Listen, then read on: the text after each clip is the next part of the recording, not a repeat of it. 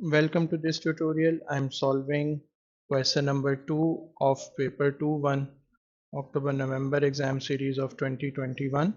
The question says figure 2.1 shows a man of mass 80 kilograms standing in a lift elevator.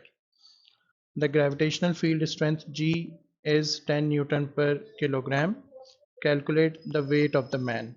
So for weight we have the formula W is equal to mg. The mass of the man is given to us as 80 kilograms. The value of G is 10. So the weight of the man is going to be 800 newtons here. So this is the answer. Next part says the lift accelerates upwards uniformly at 0.50 meter per second square. So we are given with the value of acceleration here. Calculate the resultant upward force on the man. So the resultant upward force would be mass times this acceleration. Mass of the man is 80 multiplied by the acceleration. So the resultant force we get for this part is 40 newtons.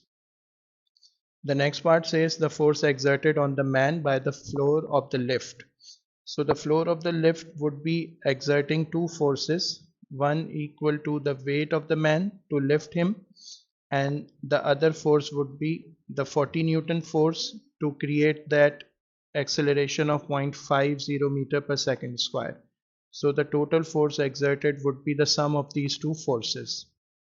The last part says the lift accelerates upwards uniformly from rest for 4.0 seconds, then decelerates uniformly to rest in 4 seconds. So we have two parts here. For the first 4 seconds there is an acceleration and there is a uniform acceleration, and after 4 seconds there is a deceleration till the lift comes to rest. The total distance traveled is 8 meters. On figure 2.2, sketch the distance time graph for this journey.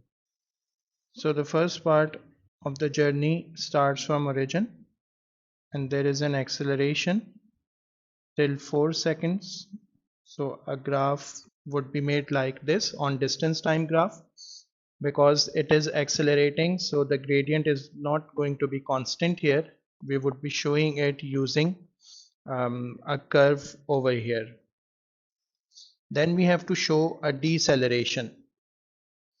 Now for the second part of the graph would tilt or bend towards the time axis, and it would become perfectly horizontal at time 8 seconds. So this first part shows the acceleration when the curve is taking a bending towards the distance axis.